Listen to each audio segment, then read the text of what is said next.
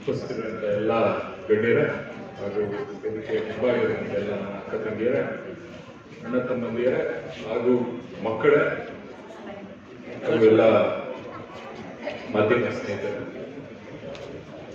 ಈಗಾಗಲೇ ಎಲ್ಲ ವಿಷಯಗಳನ್ನ ಹೇಳಿದ್ರು, ಎಲ್ಲರೂ ಮಾತಾಡಿದ್ದಾರೆ. ನಾನು ಜಾಸ್ತಿ ಮಾತಾಡೋದಿಲ್ಲ.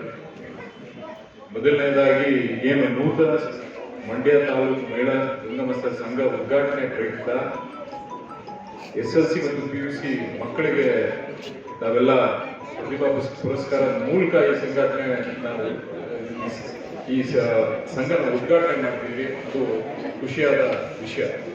ಏನಾದರೂ ಒಳ್ಳೆಯ ಕೆಲಸ ಮಾಡೇ ಈ ಸಂಘಟನೆಯನ್ನ ಚಾಲನೆ ಕೊಡ್ತೀವಿ. ಅದನ್ನ ನಾನು ಈ ಸಮಯದಲ್ಲಿ ನಿಮಗೆ ಪ್ರಶಂಸೆ ಕೊಡೋಕೆ ಇಷ್ಟಪಡ್ತೀನಿ. ಅದಾದ ನಂತರ ಈಗೇನು ಕಟ್ಟಡ ಕಟ್ತಿದ್ದೀರಿ, ನಮ್ಮ ಅನುದಾನದಲ್ಲಿ ಯಾವ ಥರ ಅನುದಾನ ಕೊಡೋಕ್ಕಾಗತ್ತೆ ಅದನ್ನ ವಿಚಾರ ಮಾಡ್ತೀನಿ. ಇದಕ್ಕೆ ಮುಂಚೆ ಗೊತ್ತಿರಲಿಲ್ಲ. ನಾವು ಅದನ್ನ ಯಾವ ಥರ ಮಾಡಬೇಕು ಅನ್ನೋದ್ರ ಬಗ್ಗೆ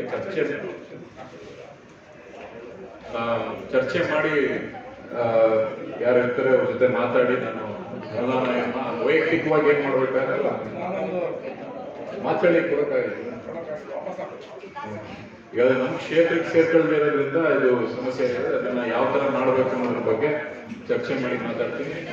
ಮತ್ತೆ ತಿಪ್ಪಣ್ಣ ಅವರು ಹೇಳಿದಂಗೆ ಅವರ ಏನು ಮಾರ್ಗದರ್ಶನ ಕೊಟ್ಟಿದ್ದಾರೆ, ಅದೇ ತರ ನಾವು ಎಲ್ಲರ ಜೊತೆ, ತಂದೆಯವರು ಎಲ್ಲರ ಜೊತೆ ಈ ಜನಾಂಗ ಅಂದ್ರೆ ಹಿಂದೂ ಜನಾಂಗದ ಜೊತೆ ಯಾವಾಗಲೂ ಅವ್ರ ಜೊತೆ ಇದ್ರು. ಅವ್ರಿಗೋಸ್ಕರ ಅವರ ಜೀವನ ಪರ್ಯಂತ ದುಡಿದ್ರು. ಅದೇ ರೀತಿ ನಾವು ನಿಮ್ಗಳ ಜೊತೆ ಇರ್ತೀವಿ. ನಿಮ್ಗಳಿಗೆ ಒಳ್ಳೆಯದಾಗಿ. ಮತ್ತೆ ಮಕ್ಕಳಿಗೆ ವಿಶೇಷವಾಗಿ ಹೇಳೋದೇನೆಂದ್ರೆ, ನೀವೆಲ್ಲ ತುಂಬಾ ಬುದ್ಧಿವಂತರು. ಅದನ್ನ ದಯವಿಟ್ಟು ನೀವು ನಂಬಿ ಅತಿ ಹೆಚ್ಚು ಅಂಕಗಳನ್ನ ತಗೊಂಡು ದೊಡ್ಡ ಮಟ್ಟಕ್ಕೆ ಹೋಗ್ಲಿ ಅಂತ ಆಶಿಸ್ತಾ ನಿಮ್ಗೆಲ್ಲರೂ ನನಗೆ ಇಲ್ಲಿ ಬರಮಾಡ್ಕೊಂಡು ಮಾತಾಡಕ್ಕೆ ಅವಕಾಶ ಮಾಡಿಕೊಟ್ಟ ನಿಮ್ಮೆಲ್ಲರಿಗೂ ಧನ್ಯವಾದ ಹೇಳಿ ನನ್ನ ಮಾತು. ಪ್ರತಿಭಾ ಪುರಸ್ಕಾರ ಅಂತ ಒಂದು ಒಳ್ಳೆ ಪೂಜನೀಯ ಕಾರ್ಯಕ್ರಮವನ್ನ ಇಟ್ಟಿದ್ದೀರಿ. ವಿದ್ಯಾರ್ಥಿಗಳನ್ನ ಗುರುತಿಸಿ ನಿಮ್ಮ ಸಮಾಜದಲ್ಲಿ 90% ಹೈಯೆಸ್ಟ್ ಮಾರ್ಕ್ಸ್ ಬಂದವರಿಗೆ ಸನ್ಮಾನ ಮಾಡೋದು ಅವ್ರಿಗೆ ಒಂಥರ ಶಕ್ತಿ, ಮತ್ತೆ ನಾನೇನ್ ಮಾಡ್ಬೇಕು ಅನ್ನೋದು ಗುರಿ ಬರುತ್ತೆ. ನನ್ನನ್ನು ಸನ್ಮಾನ ಮಾಡಿದ್ರು ಅಂತೇಳಿ ಆ ಹುಡುಗ ವಿದ್ಯಾರ್ಥಿನಿ ಮುಂದೆ ಹೆಚ್ಚು ಓದಬೇಕು ಅನ್ನೋ ಜವಾಬ್ದಾರಿ ಬಂದು ನಿಮ್ಮ ಸಮಾಜದಲ್ಲಿ ಉನ್ನತವಾದ IAS, IPS, ಇಂಜಿನಿಯರ್ ಏನೋ ಒಂದು ಹುದ್ದೆಗೆ ಹೋದಾಗ ಅವರು 4 ಜನ ನಿಮ್ಮ ಸಮಾಜದ ವಿದ್ಯಾರ್ಥಿಗಳನ್ನ ಕೈ ಹಿಡಿಯೋದಕ್ಕೆ ಇಂತಹ ಪ್ರತಿಭಾ ಪುರಸ್ಕಾರ ಕಾರ್ಯಕ್ರಮಗಳು ದಾರಿದೀಪ ಆಗುತ್ತೆ ಅಂತೇಳಿ ನಾನೇನು ಭಾವಿಸಿದ್ದೀನಿ. ಅದೇ ರೀತಿ ಈ ಹಿಂದೆ ಅಂಬಿಗರ ಚೌಡಯ್ಯ ಜನ್ಮ ದಿನಾಚರಣೆಗೆ ನಾನು ಬಂದಿದ್ದೆ, ರವಿಯಣ್ಣನೂ ಇದ್ರು, ನಮ್ಮ ತಿಪ್ಪಣ್ಣವರು ಇದ್ರು. ಈಗ ಕುಮಾರ್ ಅವ್ರ ಹತ್ರ ಕೇಳಿದೆ, ನಿಮ್ಮ ಸಮುದಾಯ ಭವನಕ್ಕೆ ಎಷ್ಟು ನೀವು ಎಸ್ಟಿಮೇಟ್ ಮಾಡ್ತಿದ್ದೀರ ಅಂತ. 2 ಕೋಟಿ ರೂಪಾಯಿ ಮಾಡ್ತಿದ್ದಾರೆ. 20% ಕೆಲಸ ಆಗಿದೆ. 20% ಅಂತ ಹೇಳಿದ್ರೆ 40 ಲಕ್ಷ ರೂಪಾಯಿದು ಕೆಲಸ ಆಗಿದೆ. ಇನ್ನ 1.5 ಕೋಟಿ ರೂಪಾಯಿ ಬೇಕು. ಅದು ಮುಗಿಯೋಷ್ಟರಲ್ಲಿ ಅದು 2 ಕೋಟಿ ಆದ್ರೂ ಆಗ್ತದೆ. ಈಗ ನಾನು ಆಲ್ರೆಡಿ ನಿಮಗೆ ಮಾತು ಕೊಟ್ಟಾಗ 5 ಲಕ್ಷ ರೂಪಾಯಿನ ಬಿಡುಗಡೆ ಮಾಡಿದ್ದೀನಿ. ಅದನ್ನು ಯೂಸ್ ಮಾಡ್ಕೊಂಡಿದ್ದೀರಾ. ಈಗ ನಿನ್ನೆ ನನಗೆ 50 ಲಕ್ಷ ಬಂದಿದೆ. ಅದರಲ್ಲೂ ಇನ್ನ 5 ಲಕ್ಷ ಬಿಡುಗಡೆ ಮಾಡ್ತೀವಿ. ಆದ್ರೆ ನಿಮ್ಮ ಸಮುದಾಯ ಭವನ ಕಂಪ್ಲೀಟ್ ಆಗಲ್ಲ. ಅದು ಲಾಸ್ ಆಗ್ತದೆ. ಕಬ್ಬಣ ಕಿಡಿತಾ ಇರ್ತದೆ, ಬಿಡ್ತಾ ಇದೆ. ಅದಕ್ಕೊಂದು ಈ ಸಣ್ಣ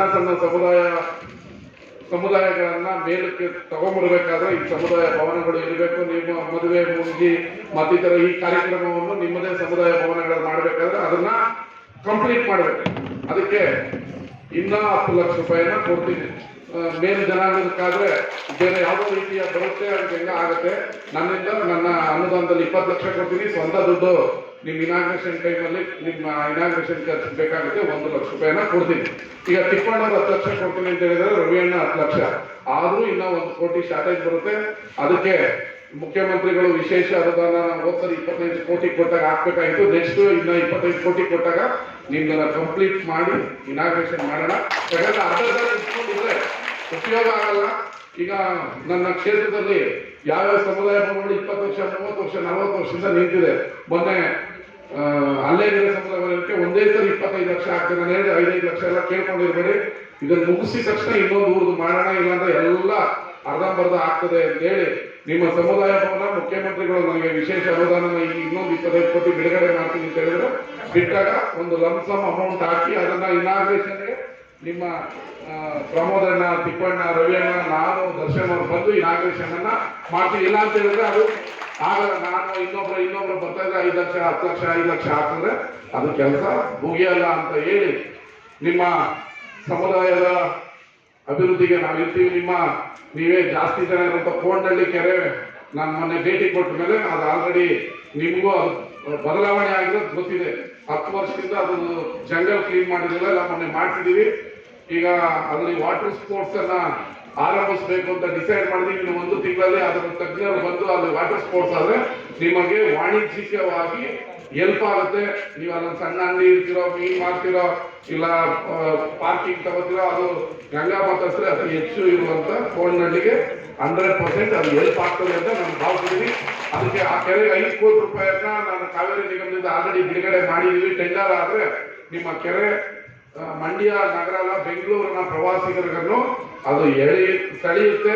ಅದು ನಿಮಗೆ ಹೆಲ್ಪ್ ಆಗುವಂತ ಕೆರೆ ಮಂಡ್ಯ ನಗರದಲ್ಲಿ ಅದೊಂದು ಆಕರ್ಷಣೀಯವಾದ ಸ್ಥಳವನ್ನಾಗಿ ಪರಿವರ್ತನೆಯನ್ನ ಮಾಡ್ತಾ ಇದೀವಿ.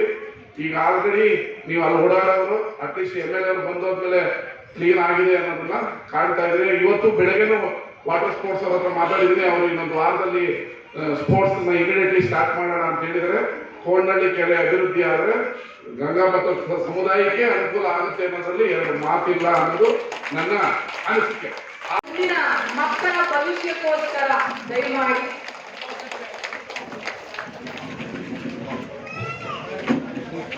ರವಿ ಸರ್, ಓಕೆ, ಧನ್ಯವಾದ.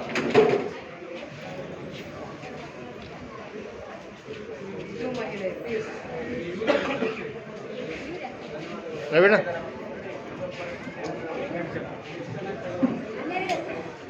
ಇಲ್ಲೂ ಹೆಣ್ಮಕ್ಳು ಜಾಸ್ತಿ ಅವರೇ ಸರ್, ಇಲ್ಲೂ ಹೆಣ್ಮಕ್ಳು ಜಾಸ್ತಿ